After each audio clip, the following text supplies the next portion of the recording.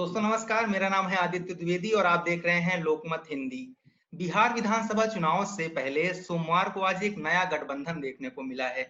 जन अधिकार पार्टी के जो राष्ट्रीय अध्यक्ष हैं पप्पू यादव, उन्होंने पटना में एक प्रगतिशील लोकतांत्रिक गठबंधन यानी पीडीए बनाने का ऐलान किया है। इस गठबंधन में पप्पू यादव के साथ दलित नेता चंद्रशेखर आजाद रामवड़, उनकी अध्यक्षता वाली जो पार्टी है आजाद समाज पार्टी, वो शामिल हुई है। उसके अलावा एम के फैजी की सोशल डेमोक्रेटिक पार्टी शामिल हुई है और उसके अलावा बीपीएल मतंग की बहुजन मुक्ति पार्टी भी शामिल हुई है। आपको बता दें कि पप्पू यादव ने हाल ही में कहा था कि कांग्रेस से ये बात कही थी कि वो भाजपा और एनडीए को हराने के लिए लालू यादव के साथ भी आने को तैयार हैं, लेकिन वो उसका हिस्सा बन नहीं पाए और उन्होंने एक नया अलायंस बनाया है। तो बिहार चुनाव से जुड़ी इस बड़ी खबर पर हमसे चर्चा करने के लिए, बात करने के लिए इस मुद्दे पर बिहार के हमारे वरिष्ठ संवाददाता एस के सिन्हा जी जुड़े हुए हैं।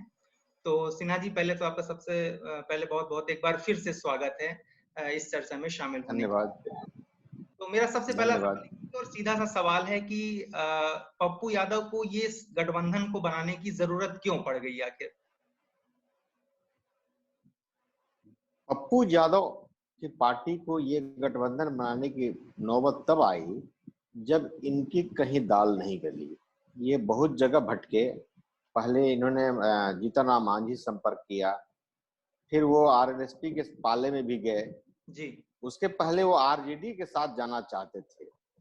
उनका कहना था कि मेरा व्यक्तिगत लगाव रहा है लालू जी से, लालू परिवार से उनके व्यक्तिगत लगाव को उन्होंने भी बात कही थी, लेकिन उन्हें कहीं तवज्जो मिली नहीं। जीतन राम मांझी ने मुलाकात भले की, बात भले की, लेकिन उन्होंने पलटी मार के एनडीए में चले गए। एनडीए में पप्पू यादव की पूछ है नहीं। इनकी पार्टी का भी बहुत बड़ा वजूद अभी बिहार में है नहीं।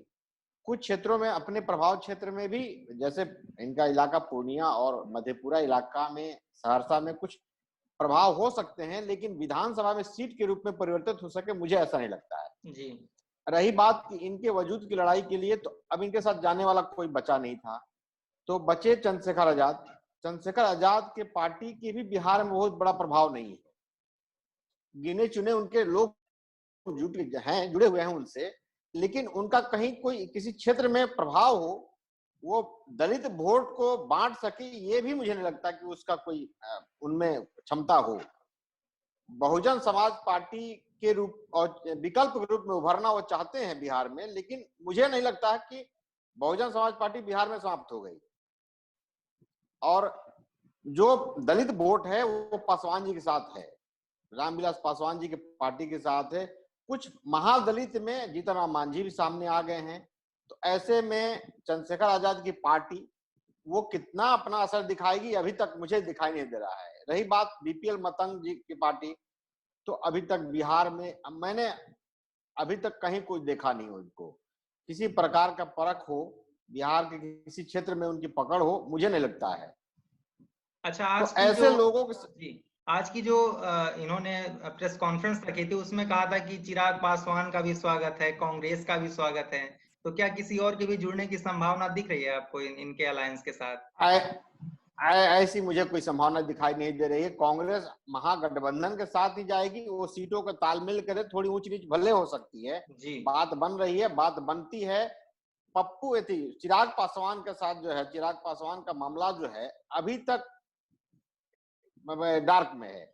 उनका कहना है कि मैं बीजेपी के साथ हूं, जदयू से भले वो संघर्ष के तैयार हैं, लेकिन कमोबेश मुझे ऐसा लगता है कि देर से देर वो एनडीए के साथ ही जाएंगे। अन्य किसी गठबंधन से उन्हें बेनिफिट मिलने वाला नहीं है। बिल्कुल। चाहे वो पप्पू यादव पार्टी के साथ जाएं या फिर आरएसपी के साथ जाएं, वो नहीं हो सकता है। महागठबंधन में भी जाने से उन्हें लाभ मिलेगा, मुझे ऐसा नहीं लगता है।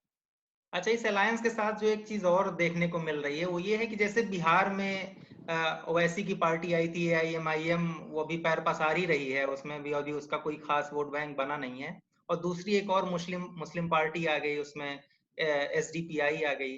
तो आपको क्या लगता है कि मुस्लिम किसकी तरफ जाएंगे? क्या एसडीपीआई की तरफ जाएंगे मुस्लिम वोटर, या एमआईएम की तरफ जाएंगे? किधर जाएंगे? देख, एसटीपीआई का अभी तक बिहार में कहीं चर्चा बहुत बृहद रूप में नहीं है। जी। मैंने उनके किसी कार्यक्रम को देखा भी नहीं है, सुना भी नहीं हूँ। जी। लेकिन सीमांचल इलाके में एआईएमआई का नाम है। उनकी पिछले बाईपोल में एक सीट उन्होंने प्राप्त किया था।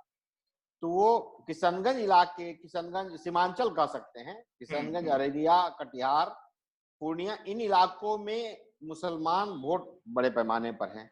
बिहार में 16% करीब हैं मुस्लिम मतदाता। तो वो किधर जाएंगे ये बात है, लेकिन एमआईएम के प्रति लोगों को मुस्लिम वोटों का उधर झुकाव जरूर देखा जा रहा है, जो पिछले विधानसभा में देखने को मिला है।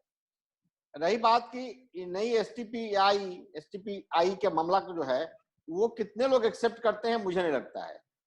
एमआईएम के आने से निश्चित तौर पर आरजेडी को परेशानी बढ़ी है, क्योंकि उनके वोटर जो है एमवाई समीकरण माना जाता रहा है, यादव और मुसलमान जी। तो 16% के आसपास मुस्लिम वोटर, 14% के आसपास यादव वोटर है, वो उन्हें एकजुट मिलता रहा अभी तक का।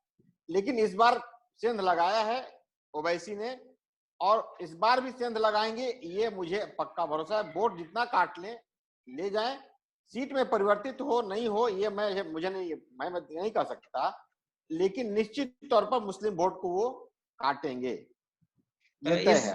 हालांकि जी कंटिन्यू कीजिए जी। एमआईएम के गठबंधन जो है वो देवेंद्र यादव की पार्टी के साथ हुई है।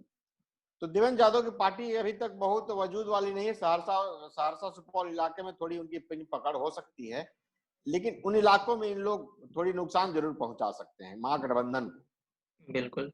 तो इस जो ये नया गठबंधन बना है, इस पे अगर आपकी फाइनल टिप्पणी जानना चाहें तो इसका क्या अंजाम आपको दिखाई दे रहा है, क्या हो सकता है आगे भविष्य में? किसी के साथ ये शामिल हो सकते हैं या कुछ सीटें निकाल सकते हैं, बाद में बार्गेन कर सकते हैं, क्या इसका अंजाम आपको दिखाई दे रहा है? पप्पू यादव और जो रावण का मुझे सीटों में परिवर्तित होता दिखाई नहीं दे रहा है, वोट कटवा के रूप में जरूर दिखाई दे रहा है जी। ये महागठबंधन को नुकसान जरूर पहुंचा सकते हैं, अपनी सीट निकाल लें, ऐसा मुझे दिखाई दे रहा है जी। चलिए, बहुत बहुत शुक्रिया एसपी सिन्हा जी। तो बिहार चुनाव की सभी छोटी बड़ी अपडेट्स पर हमारी नजर लगातार बनी हुई है और इस काम को आसान कर रहे हैं हमारे साथ बिहार से हमारे वरिष्ठ संवाददाता हैं एसपी सिन्हा जी। आपका बहुत बहुत धन्यवाद। बाकी देश और दुनिया की ताजा तरीन खबरों की अपडेट्स के लिए हमारे चैनल को सब्सक्राइब कर लीजिए, और अगर आप ये वीडियो फेसबुक पर देख रहे हैं तो हमारे पेज को लाइक और फॉलो कर लीजिए। धन्यवाद।